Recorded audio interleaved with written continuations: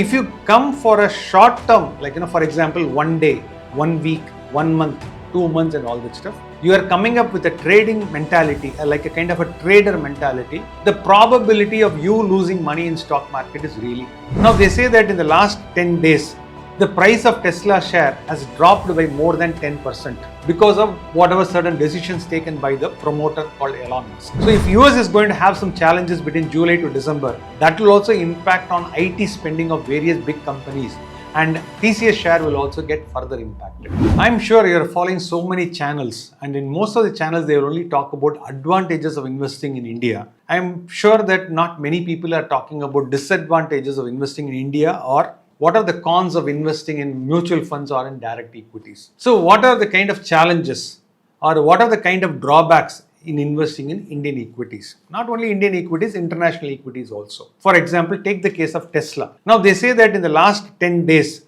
the price of Tesla share has dropped by more than 10% because of whatever certain decisions taken by the promoter called Elon Musk. Now same thing has happened in India as well. Let's assume that 2.5 years back in January 2023, when the market was going peak, let's say I invested in a TCS share, and that time one TCS share in January 2023 was 4,500 rupees. But I didn't know anything about Ukraine and Russia will get into a war, and that will go for 2.5 years. I didn't know anything about, let's say, Israel versus Iran war, but I invested in a TCS stock, buying, let's say, 100 shares of TCS. 4,500 into 100 is 4,50,000 rupees I have invested. And I also don't know that, I think Trump will be bringing all this kind of tariff related stuff. And I didn't know that, there is a possibility of, let's say, US getting into a recession, in the next whatever, or there is no growth, or let's assume that they are getting into a stagflation kind of stuff in the next 6 months. So if US is going to have some challenges between July to December, that will also impact on IT spending of various big companies, and TCS share will also get further impacted. Now, I bought a TCS share at 4,500 rupees a share, and today, when we are talking about July 2025, the share price is only 3,000, let's say 300 or 3,400. The price got dropped by 3% during the last week, after the April, May and June 2025 results were announced. That last quarter results were announced, 3% drop. Now, why am I saying you all these things is, whenever I make an investment, there is a probability that it will go down, and it has gone in the past also. So if you come for a short term, for example, 1 day, 1 week, 1 month, 2 months and all that stuff, you are coming up with a trading mentality, like a kind of a trader mentality, the probability of you losing money in stock market is really high. Same thing happens in mutual funds. Let's say you try to invest today, let's say 25 lakhs. Completely possible that the 25 lakhs that you invested can go down to 24 lakhs in a matter of 1 week. It is absolutely possible. Why even 10% can go down if you take a sector-based investing? It has happened in the past. So what is the solution for this? So the solution for this is the market volatility, that going down is always going to be part of this. This is one part of the story. Now the second story that we'll try to say is instead of going for individual stocks, go for mutual funds. Now when you go for mutual funds, what happens is the fund manager, the fund manager who is making the decision, is a very qualified person who could be a chartered accountant, or who could have done his masters in finance from one of the IIMs, or you could have done a CFA degree. CFA is called Chartered Financial Analyst. You would have had 10 years of experience. But at the end of the day, he is also a human being, and he is also having a set of research analysts. He will be following the process, and then he will become a conservative person, and he might have taken a cash call. So what happens is in the past, I used to invest, I'm talking about 20 years back, I used to have a fund called Reliance Growth.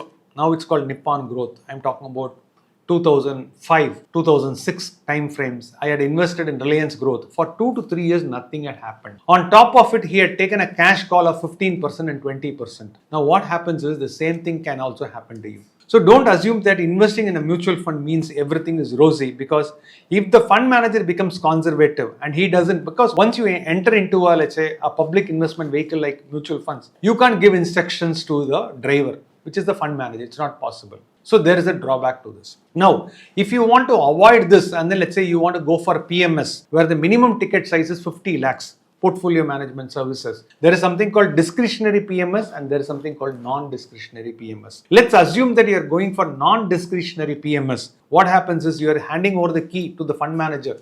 once again to build the portfolio. I had invested in a non-discretionary PMS where my money has gone down by 35% in just 12 months. Yes, you heard it right, 35% it has gone down in a span of 12 months. When was this, if you ask me? It was exactly during the COVID period. So I had invested during the peaks, and within a span of 12 months, it has gone by 35%. And if I panicked and then I sold it, I would have booked the loss. But I was holding on to that PMS. Not only that, within a matter of 8 to 10 months, when the market revived, I tried to exit for personal reasons. When I exited, I had to give 20% as profit share. So that means that if you go for PMS, that means you want to have a control and you want to do certain things. What happens is there's a profit share of 20%, which is not there in mutual funds. In mutual funds, your expense ratios are capped at 2.5% and it is completely managed and driven by SEBI. So this is something. Another thing is that as the fund size grows to, let's say, 20,000 crores, 40,000 crores or 80,000 crores or 1 lakh crores, what happens is managing a big fund itself is becoming a challenge. For example, take the case of Parag Parikh Flexi Cap.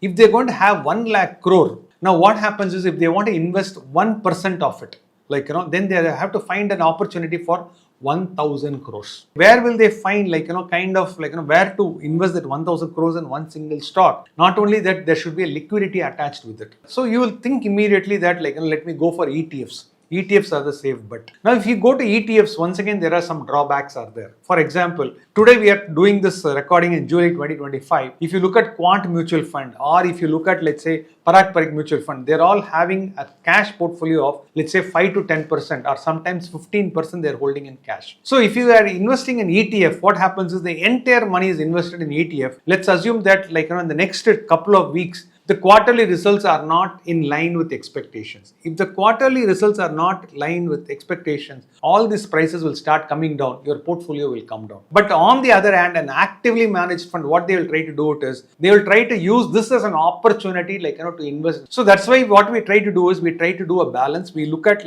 kind of a portfolio rebalancing. Not only we'll be doing a portfolio rebalancing, we also use something called systematic churning plan. Just keep watching this channel. In the next video, we're going to talk more about what is the systematic churning plan, because you would have heard about systematic investment plan called SIP. You would have heard about systematic transfer plan called STP. You would have heard about systematic withdrawal plan, but I'm sure some of you would not have heard about systematic churning plan. So keep watching this channel. In the next couple of days, we'll be releasing a video on systematic churning plan. Thank you. All investments that you're going to make are subject to market risks.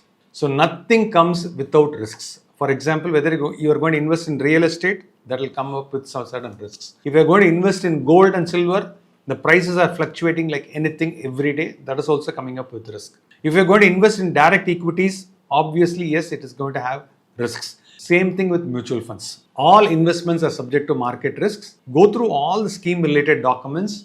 Make a decision after going through all the documentation. And whenever you have doubt, you please reach out to us. Get your doubts clarified.